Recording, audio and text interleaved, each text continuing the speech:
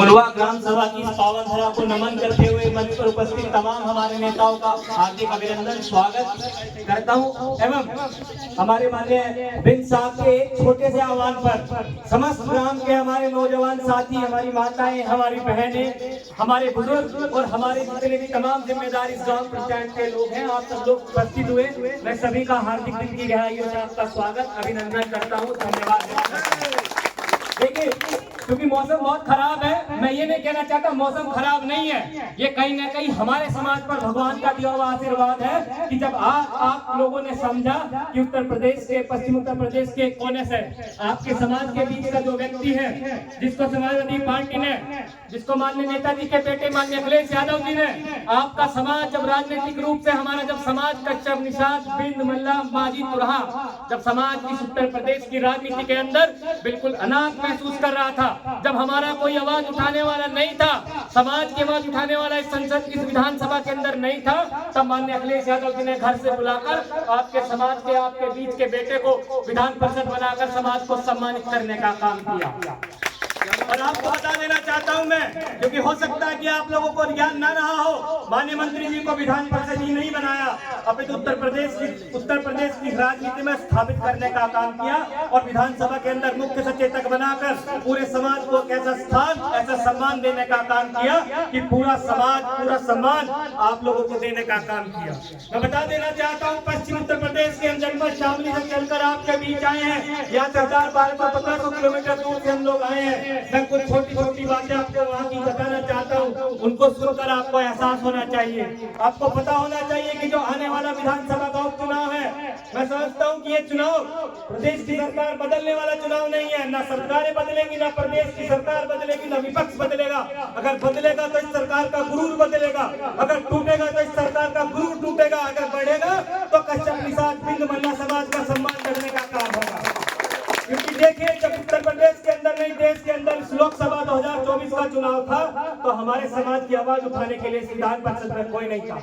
Samajwadi party ने आपके बीच के बच्चे को विधान परिषद बनाकर सम्मानित करने का काम किया और उस सम्मान का कर्ज हम लोगों ने पश्चिम उत्तर प्रदेश के कैराना, सहारनपुर और मुजफ्फरनगर से लेकर हम गोरखपुर तक चुनाव के लगभग प्रत्येक 15 लोकसभा के अंदर, 20 लोकसभा के अंदर हम लोगों ने चुनाव के अंदर भ्रमण करने का काम किया और उसका प्रतिफल था कि प्रदेश के अंदर 37 सांसद बनाने का आपने काम किया। लेकिन पहली बार मुझे एहसास हुआ कि हम लोगों के पास अगर समय रहा होता, तो अगर हम मिर्जापुर की धरती पर 2024 के अंदर भी आते तो सांसद आपके समाज के बीच का होता, हमारा भाई होता।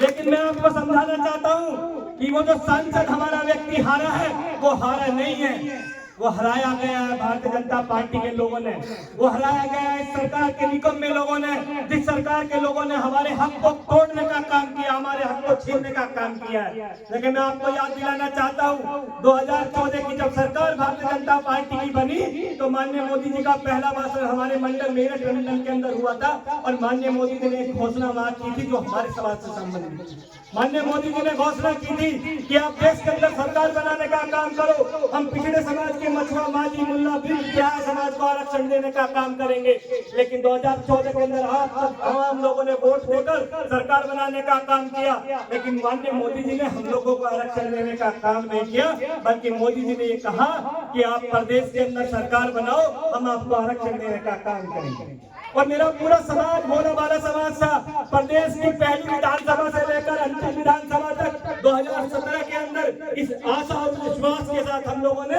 भारतीय जनता पार्टी को वोट देने का काम किया कि हमारे समाज का भला होगा, हमारे समाज का उद्धार होगा। लेकिन पुनः हमारे समाज की एक एक कीमती वोट लेकर ऐसे व्यक्ति को यहाँ सरकार का मुख्यमंत्री बनाने का काम किया इस पार्टी ने, जिस पार्टी ने हमारी बहन की अस्मिता के साथ जिन लोगों ने खिलवाड़ किया था,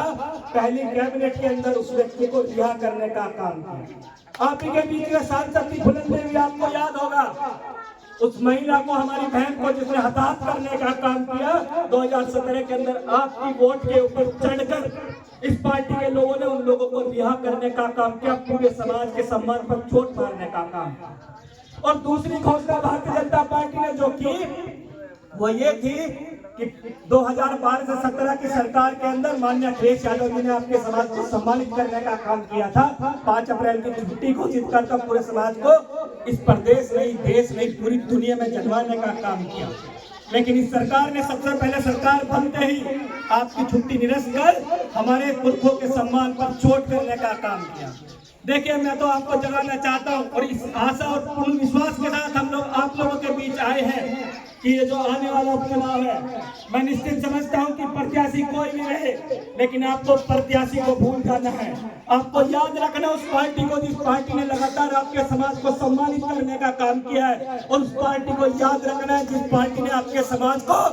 पल पल कदम कदम पर आपको गिराने का काम किया है, मेरे नौजवान भाइयों का हक मारने का काम किया है, मेरी माताओं बहनों का सम्मान गिराने का काम किया है। मैं तो इन शब्दों के साथ आप लोगों से विदा लेना चाहता हूँ, धन्यवाद व्यक्त करना चाहता हूँ कि आप एक छोटे से आह्वान पर इतनी बड़ी संख्या में उपस्थित हुए। तमाम समाज का मैं बहुत बहुत हार्दिक आभारी और धन्यवाद व्यक्त करता हूँ।